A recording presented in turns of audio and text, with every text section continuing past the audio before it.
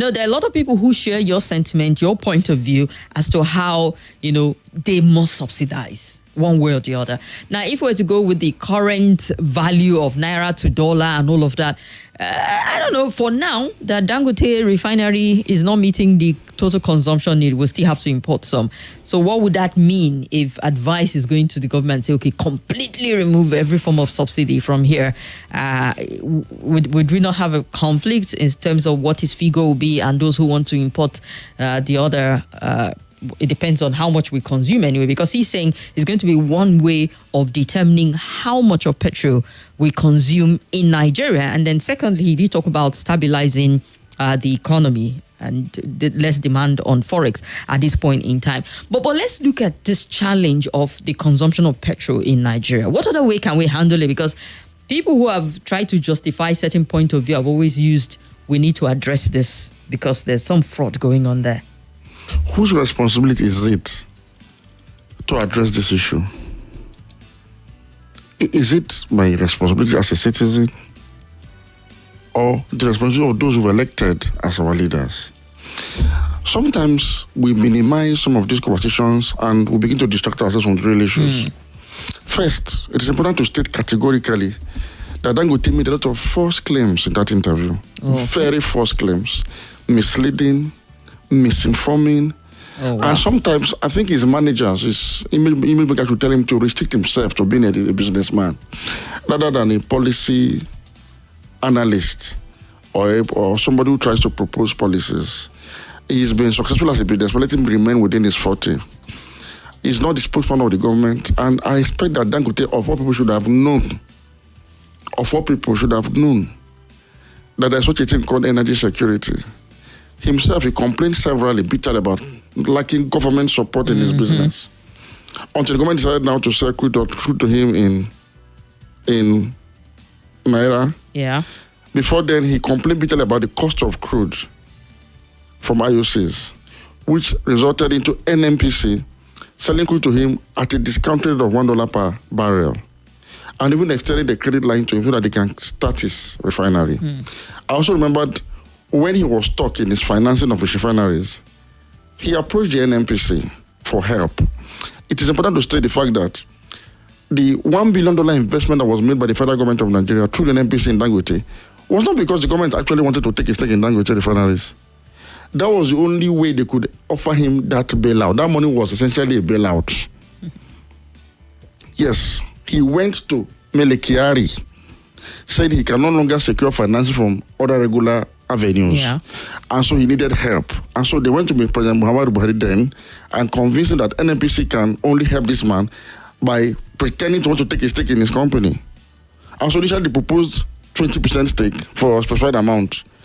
But NNPC was only able to raise $1 billion, which they borrowed in turn using crude oil that belongs to you and I as, what do you call it?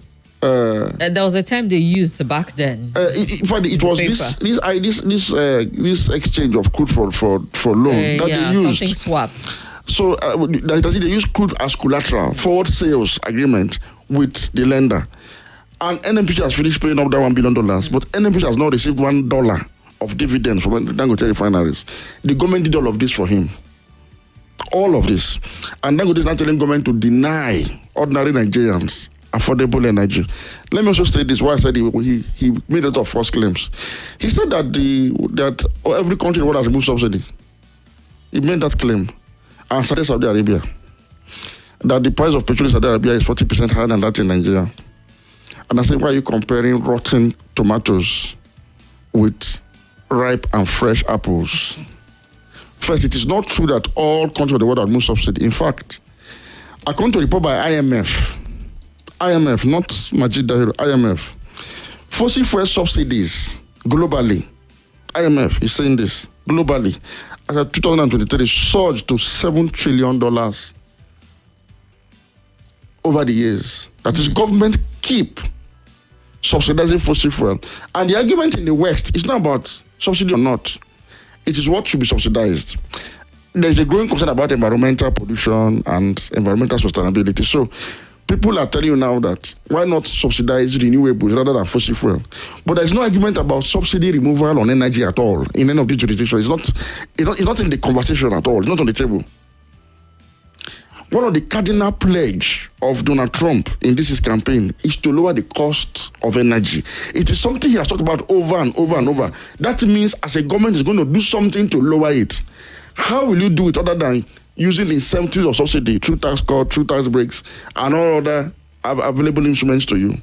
This year, just in May this year, a press statement from the White House clearly indicated that President Joe Biden has released 1 million barrels of gasoline from the strategic reserve to bring down, it is clearly stated, to bring down the cost of gasoline at the pump. It's clear, and they do it routinely. And he said this is in addition to several other measures they have taken to provide energy security and affordability for citizens.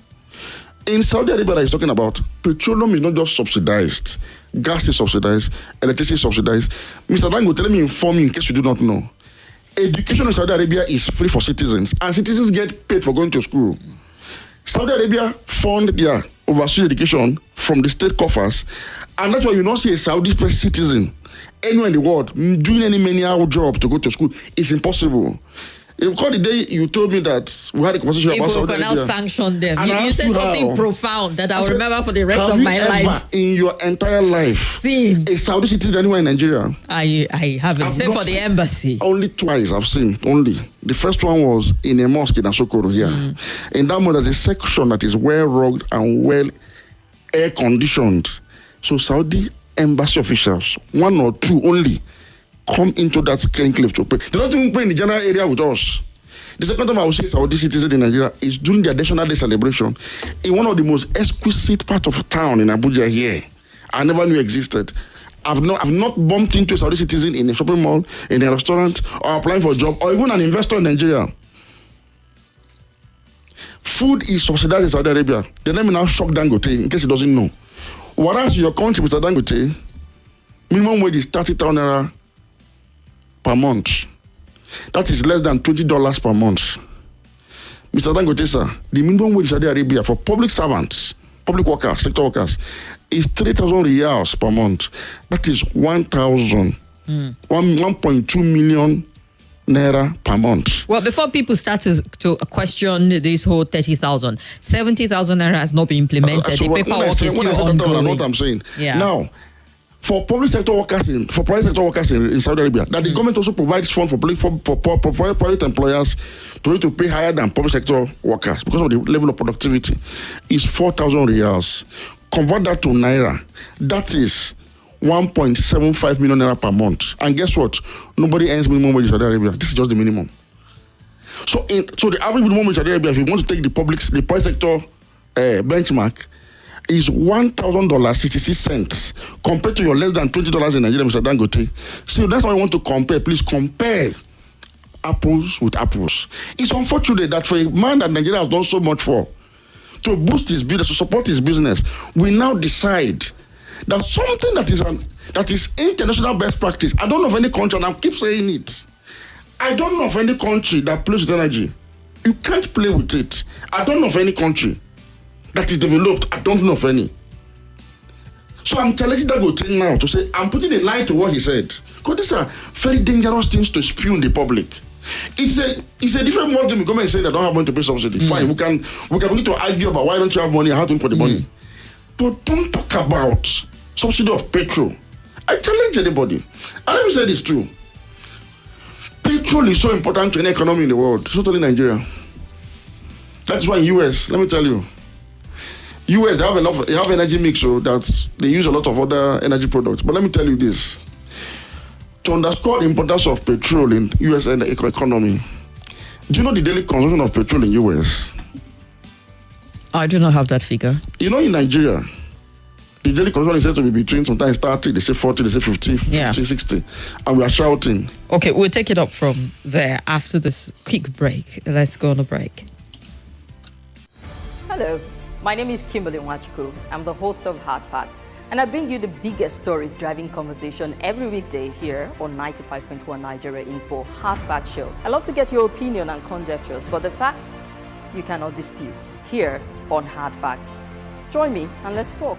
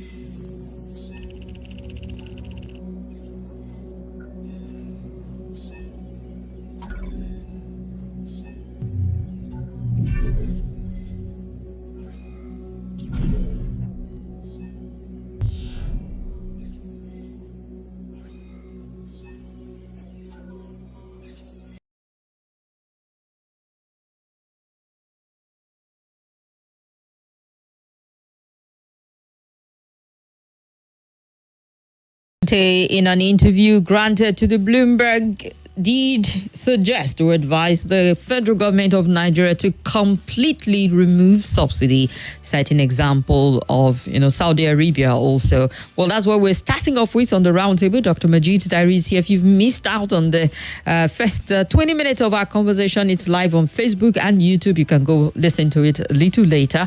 But yeah, you can stream. Join us. We're streaming, I beg your pardon, on Facebook and YouTube at Nigeria Info Abuja, or that's it, at Nigeria Info Abuja on Facebook and YouTube. Dr. Majeed, so for the record, Saudi subsidizes petrol. You said that. There is what they think called affordability threshold.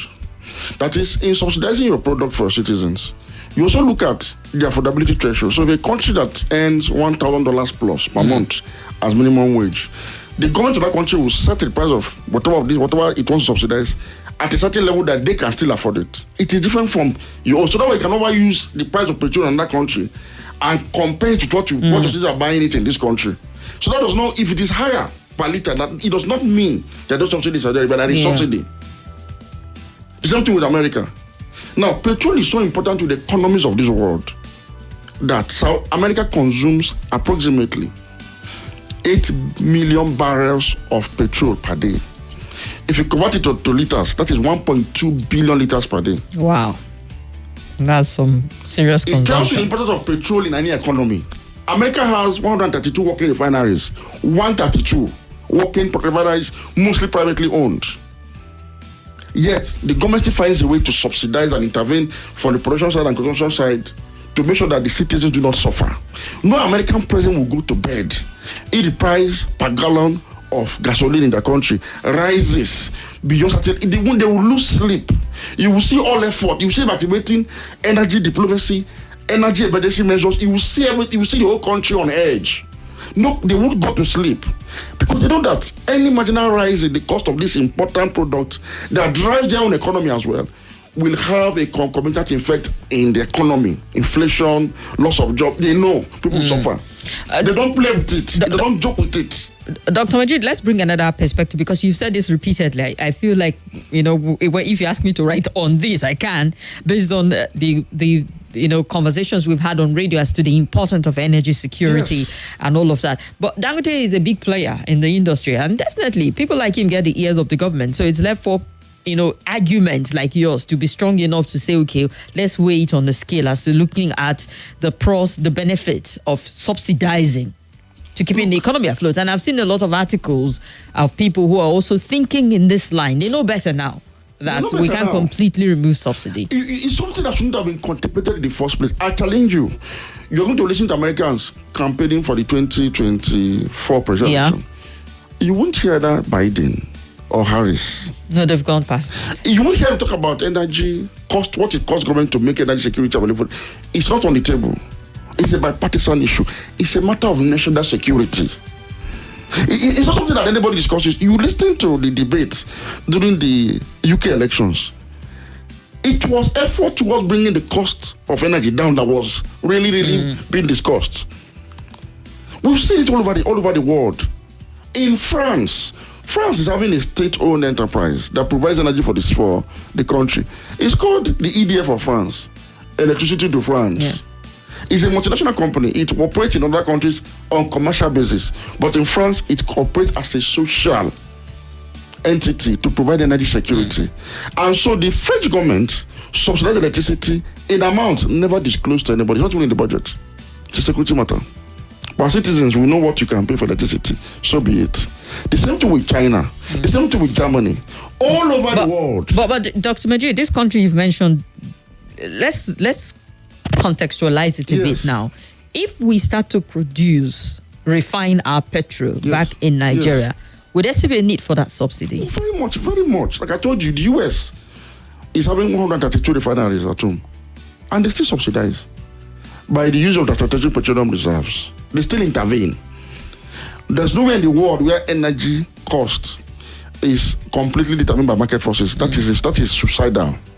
The only time you allow that is if the cost of production of energy somehow pulls the market price below affordability threshold. The government can just take a nap. But once the factors of production, assuming the rise in the cost of crude and some other factors, will now make the price of gallon of petrol in US to rise beyond this level. No, you see government activating every measure, including calling on Saudi Arabia to increase production in order to saturate the international market to bring down the price of crude. If that fails, they will go to the strategic petroleum reserve and release crude straight up. Yeah, because when you're talking about even the purchasing, whatever, I was just thinking on the average, what I spend on petrol from work home and very limited movement is way above even this renewed minimum wage of 70,000 they're suggesting. So it means that people who earn even the minimum wage cannot afford to drive their vehicle in a month and fuel their car or transport. Transportation fares at this rate. Well, except we get a CNG and it's heavily subsidized by government, which is in here. No matter how you look in the UK, they have heavily subsidized public transport system and it's very efficient. In the US, you still have public transport system that is subsidized, protect their train system, efficient. You have subsidized food. Let me say this for emphasis. Nigeria is one of the few countries that I know of where price of food is also dictated by market forces entirely. In the US, food is heavily subsidized. So price of food in America does not reflect market rates at all. They won't allow it to happen because they understand that this is existential. UK of all places where things are a bit hard. UK is not as buoyant as Germany, as Switzerland, as Sweden, as one of these other Scandinavian and Nordic countries. But UK has common sense enough to subsidize food in the UK. So nobody that lives in the UK that can complain of food as being expensive. No. Anything can be expensive, accommodation can be expensive, another thing can be expensive. But you see food, public transport, healthcare is free. What are Nigerians enjoying from their government? I want to know. Can somebody tell me? In all of these European countries in America, they have child or family support systems where government pays for children's welfare to parents. Some countries will tell we can only take care of 2 children. No? Some can take care of 4. But every country has something they pay. Not just a few party members. Everybody comprehensive as a citizen are entitled to it. The national budget of America has social security and welfare as its largest component at 19%. It's higher than defense. It's higher than healthcare. It's higher than education. It's higher than public works. It's higher than every other sectoral spending. I don't know the current amount it is, but one thing I can tell you is if you consider the fact that the defense spend is about $800 billion, you cannot imagine how much America spends on welfare. If it is larger than defense. Because that is the proper reason a government exists, no other reason. So that would take to spare us this trauma. Sell your petrol as you like. We're not looking for government to subsidize. No. For me, I don't want to have subsidy anymore. You know why? Why? Any subsidy that will not return price of petrol to 200 naira per litre at a 30,000 naira minimum wage country is of no use for me. So we have already entered the crucible. We're already inside the hellhole. So continue to increase price of petrol. Don't tell us you have incurred $6 billion debt in subsidizing petrol for me that I'm buying at 1,000 naira per liter. I don't need it anymore. We're already inside the matter. Yes. So let government let us pay us this trauma. It's not effective. It's not impactful. Once it has gone beyond 200 naira, it was. Don't forget that even as at then, it was not easy. People forget that it wasn't cheap for us at 200 naira per liter. Now it is almost 1,000 naira. And you are telling me you are still subsidizing something. We don't want to hear subsidy. Dangote, fix your petrol price. Make it 3,000 naira per liter. Do it and let us see the consequences. Now Now there's also the fuel queue situation and shortage that we have in spite of this production. And so complete is refinery. Dangote's refinery is not complete as we speak. I don't understand, but he's already refining both the diesel component of it and the petrol component. In his refinery. He's completed two. Now he's able to do diesel, jet kero, up to naphtha.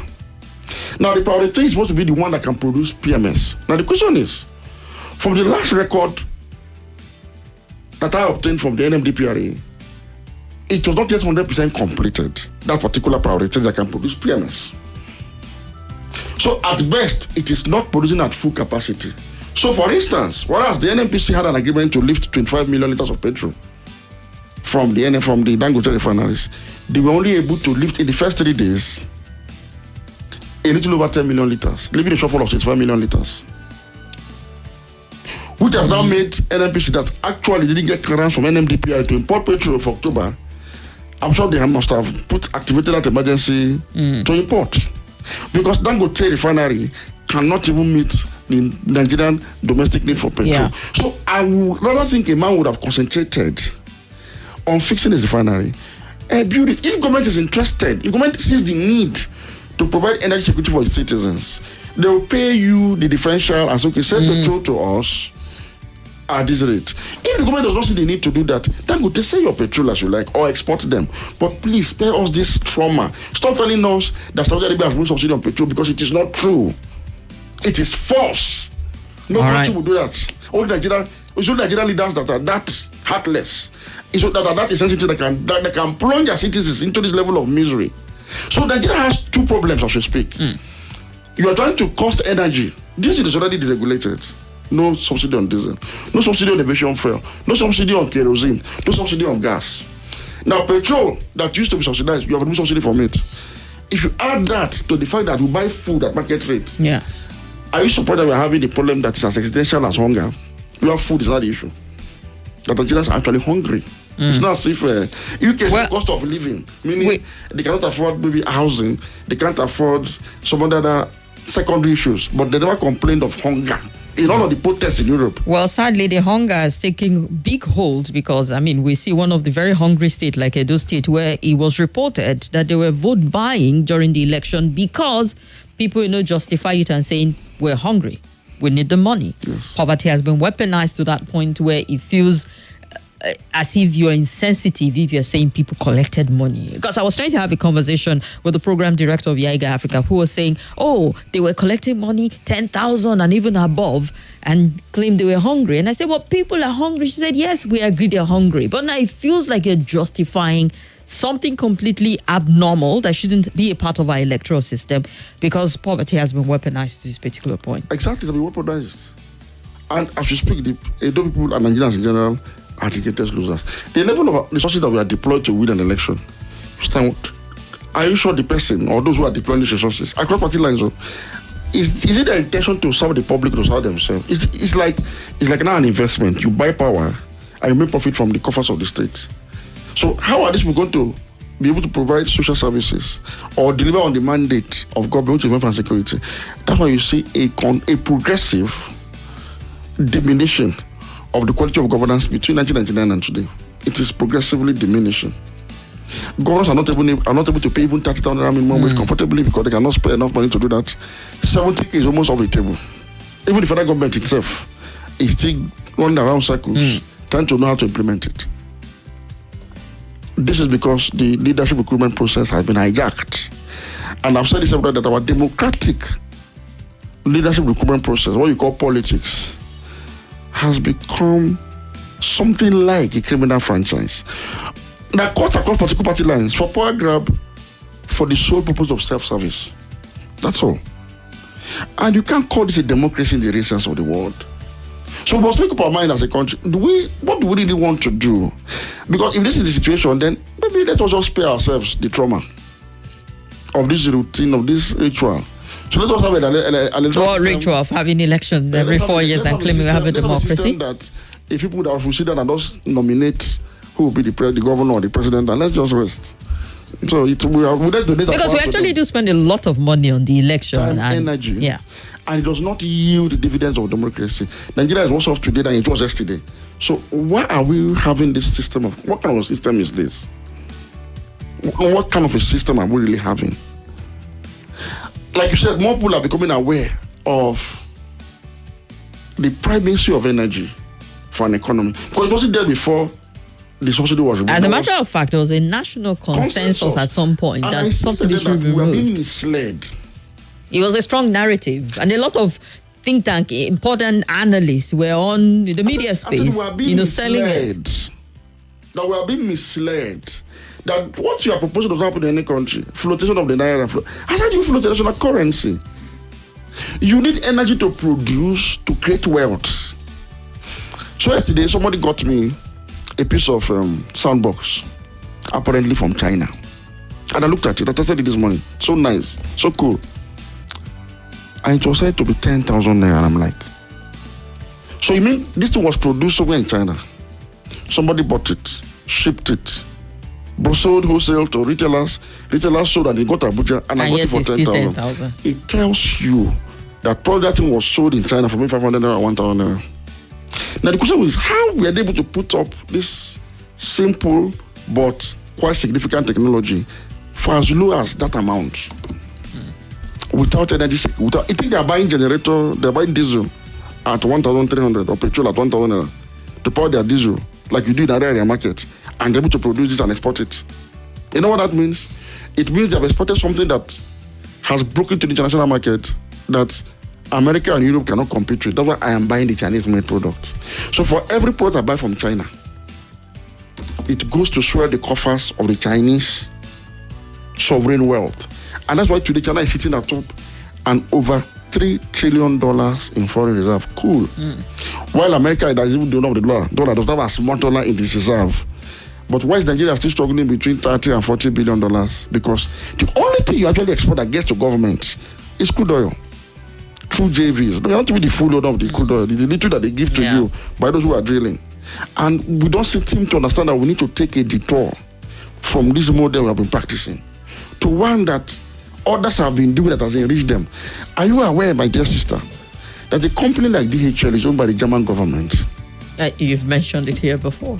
So I'm aware now. German government owns DHL. DHL operates worldwide. There's a hotel in this town, I won't mention the name because they didn't pay us for advert. It's owned by a country that belongs to the South African Development Commission. That is a country in South Africa, subcontinent, owns a hotel as a state investment in Nigeria. So for each time you patronize that hotel, you rush there, you do whatever you want to do there, you actually pay to the coffers of that country. The question is, where are Nigeria's investments overseas? You want to produce, how do you produce that energy? How are you going to produce? How are you going to compete? So the man in area market will pay electricity bill of this rate we are paying and pay for diesel at this rate, pay for petrol at this rate. And you expect what are you going to produce, even if it is boxers, to compete with the one that was bought from China or Vietnam. Even in area market, how can he compete? How?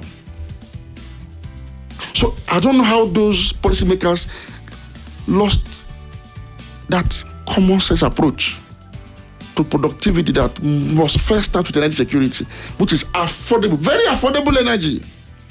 That's in rock bottom affordability or rock bottom. It has to be so affordable that will enable people to produce. The government will still make this money from the net profit that comes with that massive export, that massive sales. You will still make the profit through taxes, through income tax. When the citizens prosper That is also wealth for government. All right. Let's look at some messages, Dr. Majeed. A lot of people have been trying to join the conversation, so let's let them in. The door is wide open.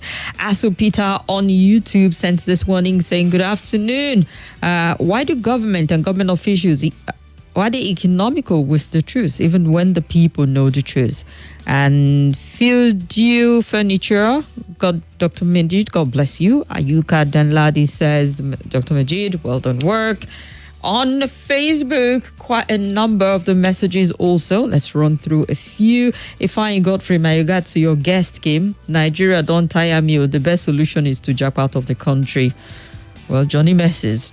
Abdullahi Dan Magaji says, APC has failed woefully in all capacity. May God help the country. Bengba Ibave. Good afternoon, sir. Are you not tired of bringing solutions to the country and nobody is making use of them? Because if the government listens to the news, by now they're supposed to give you an appointment as the MD of an NPC. All right. God bless you for your knowledge always. It's making a lot of impact on us. Hills Nedu says, Dr. Majeed, Kim, good afternoon. Nigerian problem doesn't seem like he has an end at this point in time. Good afternoon to our guest in the studio, Dr. Majeed. You know, I am weak and exhausted because when I heard yesterday Dangote saying remove subsidy completely, I was like, what subsidy again? These people want to suck our blood? Okay, let's leave it at that.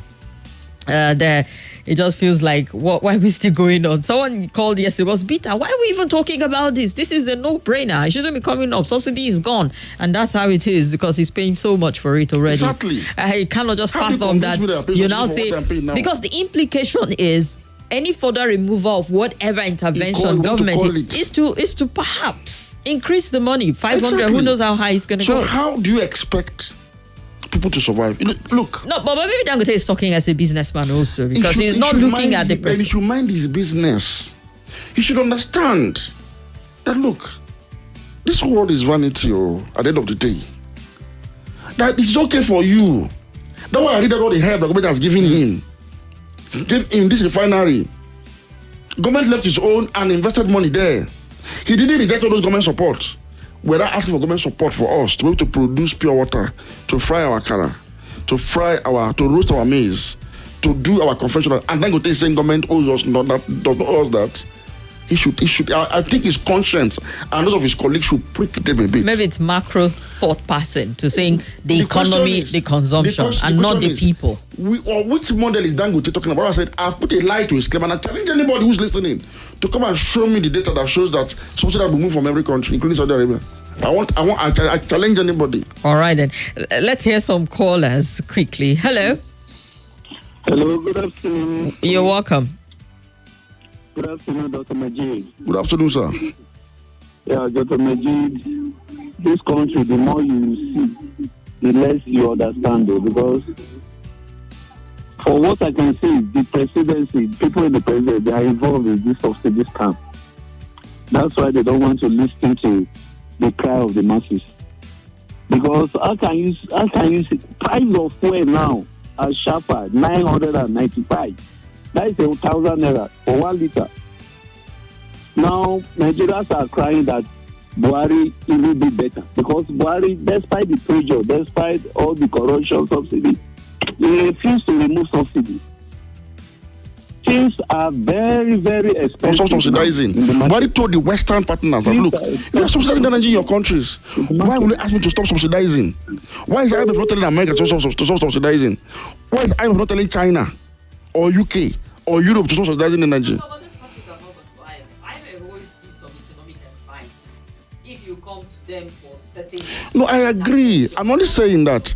You have to adjust yourself and your spending. Look, your spend is like saying that you should close your nostril and stop breathing because you want to stay alive. The moment you adjust price of energy upward, particularly you utilize, the economy you want to save is dead, is gone. Let me tell you the funniest thing that this one I'm not looking at. Do you know the biggest victim of subsidy removal and floating on the naira? You know the biggest victim? It is not the masses, it is the government. It has affected their capability to procure. Your budget is based on $800 per dollar. What is the rate of the dollar today? It means already your budget is half in value at 1.6 plus. Meaning what government could have procured with 1 billion 1 year ago, they can't procure today with even probably 3, 4, or 5 billion. And government revenue has not actually improved. We are still struggling with petroleum crude oil export of between 1 million and say 1.5, 1.6. Not that you've had any new income from all your reforms. So government is in a binge, in the tight corner. Have you not heard the latest statement from the Army Chief of Staff about that they're underperforming because of... Well, that statement, it simply didn't just mention subsidy removal, and it tried to say that, look, the policies that are created is affecting military spending. That is, even the national security is impacted negatively by this policy, and somebody who started to come out and say that they should remove it. As some of the only ones suffering it. Remove it, now let us all of us go on. What is there? All right, let's hear this caller. Hello, good afternoon. Hello, welcome to the show. What's your name? Yes, my name is Dahiru. I'm calling from Uye now. Go ahead, Jafaru from Uye now. To me, please, can anybody explain to me, or can anybody define what is called subsidy? Because to me, subsidy is gone and bled and buried and forgotten. You put fuel at 3,000 naira, you put subsidy. You put fuel at 4,000 naira, you put subsidy. Please, what is subsidy? Why do you remove subsidy? You remove subsidy. Every day there is just an increment in price. Believe you me, if fuel is 10,000 naira, there will be subsidy, and there will take the increase to 11,000 naira. It doesn't make sense. It doesn't make sense. All right, Jaffer. Just sit down and say you have floated the economy. You understand? All right. Yes, you can't float the capitalism that we are borrowing from the West. We don't understand the concept very, very well. America, is it fully capitalism are they practicing? There are instances that they come in. You're telling us we don't really understand the concept. All right, sir. All right. To our drawing board and find out really what is wrong. All right, sir. Thank you very much. Jasper Chinagorum says, make your finding. How many more countries additional to Nigeria sell fuel at 4 digits of their currency per litre? He said. What he's trying to say is you are selling petrol at about 1,000, 4 digits of your currency. Nobody asked your currency to be disgraced to this point. We are Saudi and America selling petrol at 1 digit of their currency, that is $2 or 40. Oh, okay. Nobody asked you to be selling at 1,000. It is failure of your own monetary policy that resulted into this crash, this sudden crash on your currency. So even the base of comparison does not arise. But again, to put a final lie to what Dangote said about Saudi Arabia. Putting it to rest, that is. No, you need to put a lie to it. If you put it to rest, it means you have let it to rest as maybe the truth. Okay. It is a lie he told. And I'm emphasizing this on radio. According to a report by Bloomberg in 2023, Saudi Arabia, among all countries that subsidize fossil fuel, is number 1. Saudi Arabia is said to spend $7,000 per citizen on subsidy of petrol. And it's still in place till date. Yes. $7,000. You know, Saudi spends per citizen per annum to subsidize petrol. That is, as a citizen, $7,000 worth of petrol that you are going to consume in that year has been taken off you by the state. So the price you are paying is less, $7,000 per annum. That's what the state spends for its citizens. Dangote, take note. So please, go and do your business in peace. You know, when you have problem with NNDPRA and people who are supporting Dangote, you know, when I came here, I said, this guy's a businessman. No, he's not your messiah. He's a businessman. And he's going to run at a profit. That's why I said, I always stand with regulators. So I always stand with those that seem to be on the side of the masses. I'm not one of those. All right. Let's go for a quick break and then we'll come back and look at other stories and take more from you. Please stay with 95.1 Nigeria Info. This is Nigeria Info.